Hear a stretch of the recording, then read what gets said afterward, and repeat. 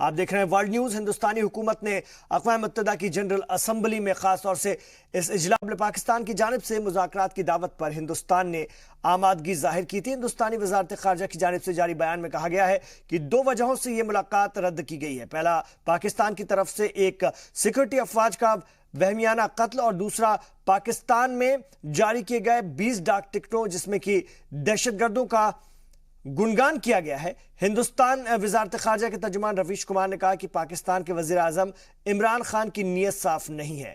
वाज़ेह है कि पाकिस्तान के वज़ीर आज़म इमरान खान ने हिंदुस्तान के वज़ीर आज़म नरेंद्र मोदी को एक खत लिखा था जिसमें उन्होंने भारत पाक मुज़ाकरात की बहाली पर जोर दिया था। इमरान खान ने तजवीज़ दी थी कि अक़वाम मुत्तहिदा की जनरल असम्बली के इजलास के दौरान दोनों ममालिक के वज़राए ख़ारजा की मुलाकात तय की जाए। Now it is obvious that behind Pakistan's proposal for talks to make a fresh beginning, the evil agenda of Pakistan stands exposed, and the true face of the new Prime Minister of Pakistan, Imran Khan, has been revealed to the world in his first few months in office.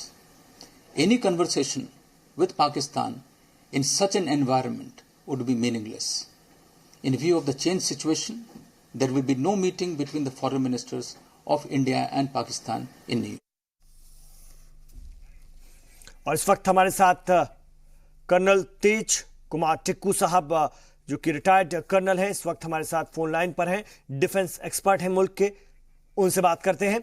Ji colonel साहब, यही आपसे जानना चाहेंगे सबसे पहले कि हिंदुस्तानी हुकूमत पहले कह रही थी कि दोनों मुल्कों के वजीर खारजा की मुलाकात होगी, अचानक से ये जो रुख बदला है उसकी वजूहत तो हम बता रहे हैं, लेकिन आपके मुताबिक और क्या बातें हो सकती है जिसके चलते हुकूमत ने इस मुलाकात को मनसूख कर दिया है?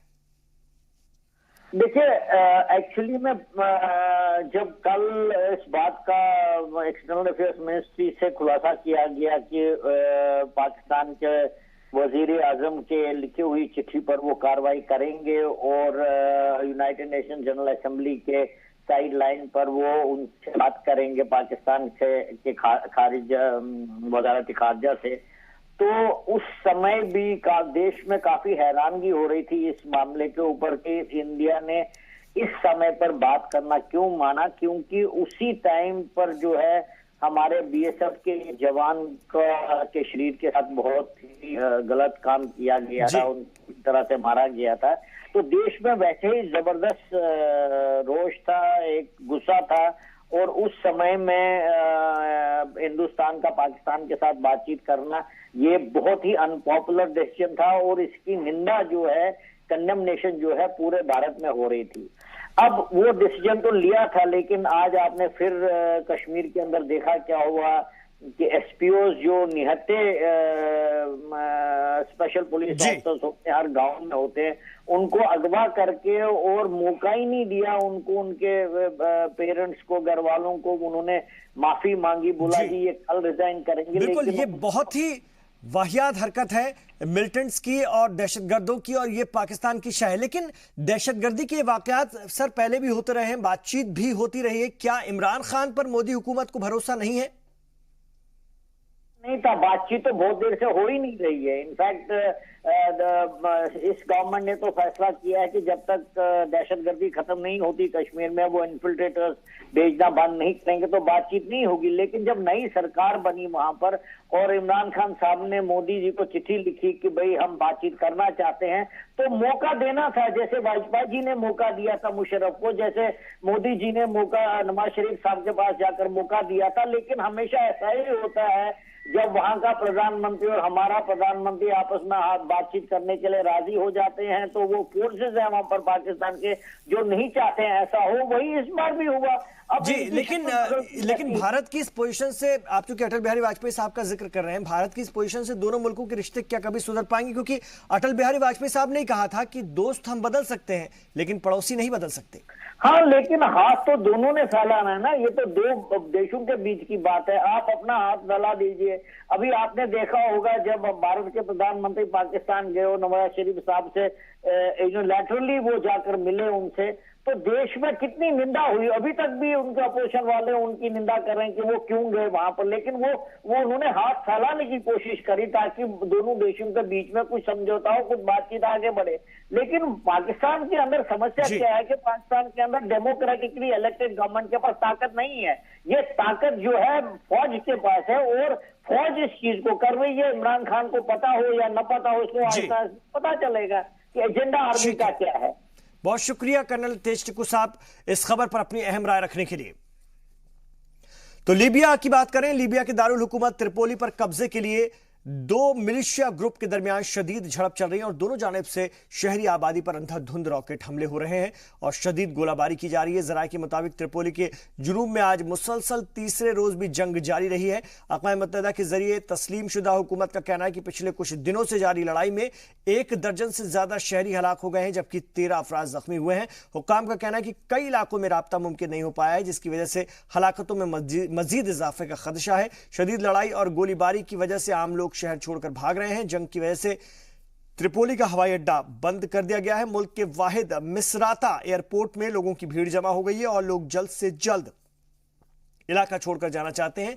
एयरपोर्ट मुलाजमीन का कहना है कि फ्लाइट मुहैया नहीं होने की वजह से लोगों को परेशानी का सामना करना पड़ रहा है। इधर अक़वाम मुत्तहिदा ने इदलीब में फौरी जंगबंदी का खैर मकदम किया है। UN secretary general Antonio Guterres ने रूस और तुर्की के दरमियान शाम के शहर इदलीब में जंगबंदी के ऐलान का खुशाइंद इसे करार कदम दिया है। उन्होंने कहा कि तुर्की और रूसी सदर की सोची में मुलाकात और मुआहदे से इदलीब के 30 लाख अफराद को इंसानी अलमिये से बचाने में मदद होगी। अक़वाम मुत्तहिदा सदर दफ्तर में सहाफ़ियों से बात करते हुए गुतरेस ने कहा कि पूरी आलमी बरादरी इदलीब में जंग से बचने का मुतालबा कर रही है। अगर इदलीब में फौरी जंग शुरू हो जाती है तो लाखों लोगों की जिंदगियों को खतरा लाहक हो जाता है। वाज़ेह है कि गुज़िश्ता हफ्ते तुर्की के सदर तैयब अर्दगान ने रूसी सदर व्लादिमीर पुतिन से रूस के शहर सोची में मुलाकात की थी। इस मुलाकात में इदलीब में खास तौर से महफूज जोन के क़याम पर इत्तफाक किया गया था ताकि आम शहरियों से जंगजुओं को अलग किया जा सके। I welcome the agreement 3 days ago between President Erdogan of Turkey and President Putin of Russia to create a demilitarized buffer zone in Idlib region. If properly implemented, this could save 3 million civilians, including 1 million children, from catastrophe. I call on all the parties to implement the agreement with a strong commitment to the protection of civilians. इधर 8 यूरोपीय ममालिक ने Israel से मुतालबा किया है कि वो एक फ़लस्तीनी देहाती को मिस्मार करें और वाज़ेह है कि इजराइल मगरबी किनारे में वाक़ कान अल अहमर नामी देहात को मिस्मार करना चाहता है। 8 यूरोपीय ममालिक की तरफ से अपील हॉलैंड के सफ़ीर ने जुमेरात को अक़वाम मुत्तहिदा की सलामती काउंसिल में पेश की। यूरोपीय ममालिक का कहना है कि अगर इजराइल इस बस्ती को उजाड़ता है तो ये जंगी जराइम के मुतरादिफ होगा और इन 8 ममालिक में France, Germany, Italy, Holland, Poland, Sweden, बरतानिया और बेल्जियम शामिल हैं। इन ममालिक ने एक बार फिर दोहराया है कि वो 2 रियासती हल पर यकीन रखते हैं और यरूशलेम इजराइल के साथ साथ नई फ़लस्तीन रियासत का दारुल हुकूमत भी होना चाहिए। We want to underline our position on the planned demolition of Khan al-Ahmar. We, as member states of the European Union and the European Union as such, have repeatedly stated our long-standing position on Israel's settlement policy. It's illegal under international law as reconfirmed by Security Council Resolution 2334 from 2016, and actions taken in that context, including the demolitions of Palestinian communities and possible forced transfers of population. The community of Khan al-Ahmar is located in a sensitive location in Area C, of strategic importance for preserving the contiguity of a future Palestinian state. America ने रूस से जंगी जहाज और military साजो सामान खरीदने के इल्जाम में चीन की military agency equipment development department और उसके डायरेक्टर ली शांगफू पर पाबंदी लगा दी है। ऐसे में यह एजेंसी अमेरिका में बरामद लाइसेंस के लिए अप्लाई नहीं कर पाएगी, साथ ही फॉरेन एक्सचेंज ट्रांजैक्शन में भी हिस्सा नहीं ले पाएगी। अमेरिका ने रूस से सुखोई Su-25 लड़ाकू जहाज और जमीन से हवा में मार करने वाली S-400 मिसाइलें खरीदने के लिए चीनी कंपनी पर यह पाबंदी लगाई है। अमेरिका ने यह भी कहा है कि भारत अगर रूस के साथ S-400 मिसाइल डील करता है तो उस पर भी कड़ी पाबंदी लगाई जा सकती है। चीन ने पलटवार करते हुए अमेरिका को धमकी दी है कि अगर यह पाबंदी तुरंत नहीं हटाई गई तो अंजाम भुगतने पड़ सकते हैं। चीनी वजारत खारजा के तर्जुमान गेग शुआंग ने कहा है कि अमेरिका ने यह कार्रवाई बेवजह की और यह बैन अक़वामी रिश्तों की बुनियादी उसूलों के खिलाफ है। 中方对美方的上述无理做法表示强烈愤慨。 चीन अमेरिका के जरिए लगाई गई पाबंदी की सख्त मुखालिफत करता है। इस तरह की पाबंदी चीन और अमेरिका के रिश्तों को खराब कर सकता है। मैं अमेरिकी हुक्काम से गुजारिश करता हूं कि वो फौरन इन पाबंदियों को वापस लें। अगर ऐसा नहीं होता है तो चीन इसका सख्ती से जवाब देगा।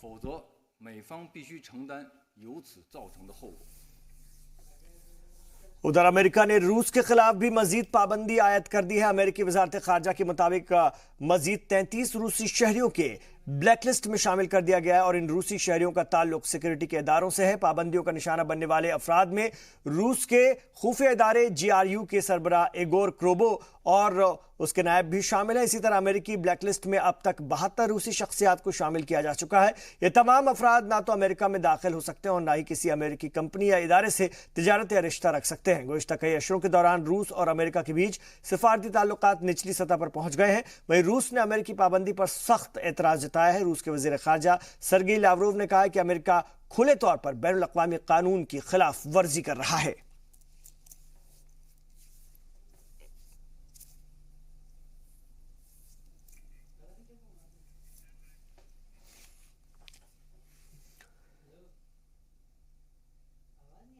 और कनाडा ने म्यांमार में रोहिंग्या मुसलमानों पर हुए जुल्म को कनाडा से खासतौर से नस्ल कुशी करार दिया है। कनाडियाई पार्लियामेंट ने एक सुर में कहा है कि म्यांमार की अफवाज ने जिस तरह रोहिंग्याओं का कत्लेआम किया है उसे नस्ल कुशी करार दिया जा सकता है। कनाडा के हाउस ऑफ कॉमन्स ने अक़वाम मुत्तहिदा के हालिया रिपोर्ट की हिमायत की जिसमें कहा गया कि म्यांमार के आला अफसरों ने जानबूझकर रोहिंग्याओं के खिलाफ तशद्दुद बर्पा किया। उनके खिलाफ बैनुल अक़वामी कोर्ट में मुकदमा चलना चाहिए। कनाडा की पार्लियामेंट ने सलामती काउंसिल से अपील की है कि वो रोहिंग्या जनरलों के खिलाफ आलमी अदालत में केस दर्ज कराएं। आपको बता दें कि गुज़िश्ता साल म्यांमार के रखाइन सूबे में रोहिंग्या मुसलमानों के खिलाफ जुल्म और तशद्दुद के बाद तकरीबन 7 लाख रोहिंग्या भाग करके बांग्लादेश सरहद पर बेहद खराब हालत में जिंदगी गुजारने पर मजबूर हैं।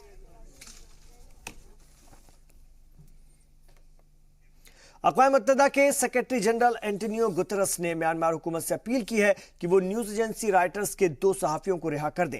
न्यूयॉर्क में वाक़ अक़वाम मुत्तहिदा के दफ्तर में मीडिया से बात करते हुए गुतेरस ने उम्मीद जाहिर की है कि म्यांमार हुकूमत उन सहाफ़ियों को माफ़ कर देगी जिन्हें 7 साल की कैद की सजा सुनाई गई है। म्यांमार के रखाइन सूबे में रोहिंग्या मुसलमानों पर सिक्योरिटी अफवाज की कार्रवाई की रिपोर्टिंग करने को लेकर उन्हें यह सजा सुनाई गई है। गुतेरस ने कहा कि वो लोन और कयाव अपना काम कर रहे हैं और उन्हें खास तौर से जेल में रखना जायज नहीं है। म्यांमार के लीडर आंग सान सू की ने पिछले हफ्ते कहा था कि दोनों सहाफियों को उनके काम की वजह से जेल नहीं भेजा गया बल्कि सरकारी खुफिया कानून तोड़ने की वजह से अदालत ने उन्हें सजा सुनाई है।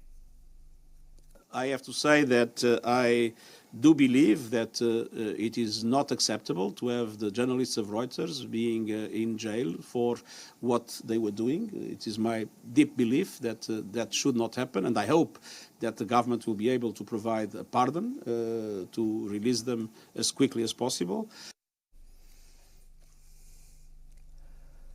मालदीव में 23 सितंबर को सदारती इंतखाबात में वोट डाले जाएंगे। यहां पर अहम मुकाबला मौजूदा सदर अब्दुल्ला यामीन और अपोजिशन इत्तेहाद के लीडर मोहम्मद सुहेल के बीच है और दूसरे टर्म की तैयारी में जुटे हुए सदर अब्दुल्ला यामीन के लिए यह इंतखाबात जीतना मुश्किल नहीं लग रहा है क्योंकि उनके अहम अपोजिशन लीडर या तो जेल में हैं या फिर मुल्क से बाहर जिंदगी गुजार रहे हैं। वहीं गैर मुल्क में पनाह गुज़ीन मालदीव के साबिक सदर और मालदीवियन डेमोक्रेटिक पार्टी के लीडर मोहम्मद नशीद ने हिंदुस्तानी हुकूमत से गुजारिश की है कि उनके मुल्क में साफ शफाफ इंतखाबात कराने के लिए अपने असर और रसूख का इस्तेमाल करने का उन्होंने मुतालबा किया है। Maldives goes to vote in a heavily rigged election.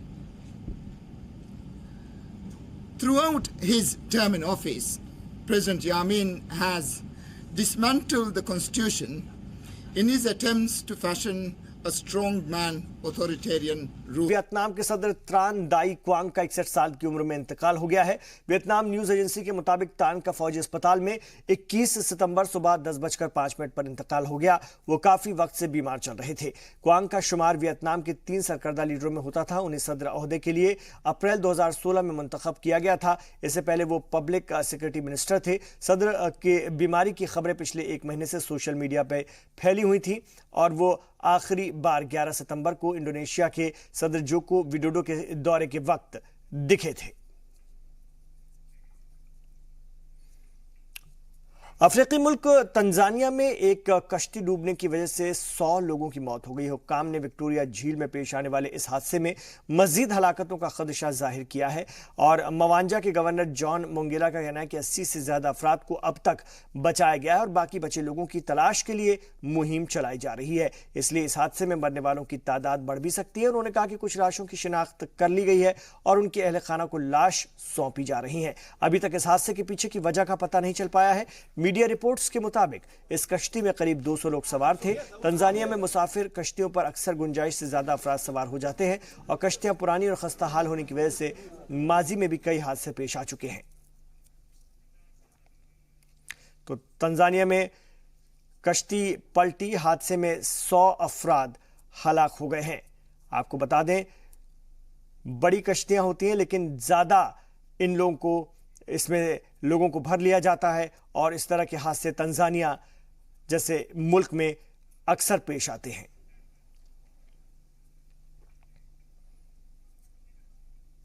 America के मैरीलैंड में राइट एड के गोदाम में एक खातून मुलाजिम ने गोलीबारी करके 3 लोगों का कत्ल कर दिया। बाद में उसने खुद को भी गोली मार ली।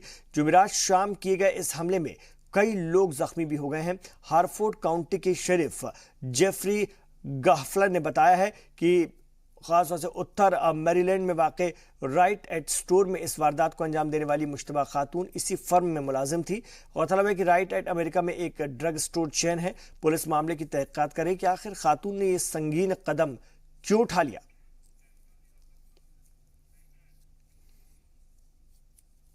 उधर न्यूयॉर्क में एक सिरफिरी खातून ने 5 अफराद को चाकू मारकर जख्मी कर दिया। इन जख्मियों में 3 बच्चे भी शामिल हैं। जराये के मुताबिक ये वारदात एक डे केयर स्कूल में पेश आई। तमाम मुतासरा अफराद की हालत नाजुक है। पुलिस के मुताबिक 52 साला हमलावर ने खुद को भी जख्मी कर लिया। फिलहाल वो खातून पुलिस कस्टडी में है। पुलिस ने इस वारदात में इस्तेमाल चाकू बरामद कर लिया है। पुलिस मामले की तहकीकात कर रही है।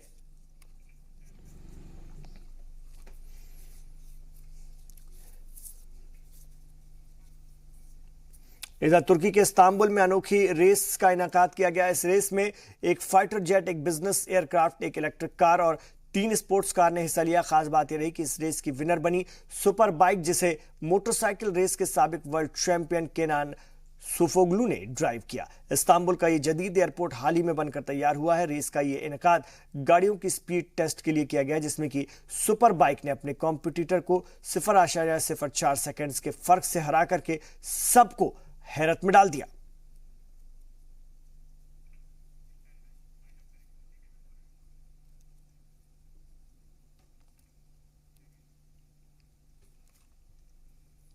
तो इन तमाम खबरों पर हमारी नजर बनी हुई है। आप रहिए जी सलाम के साथ।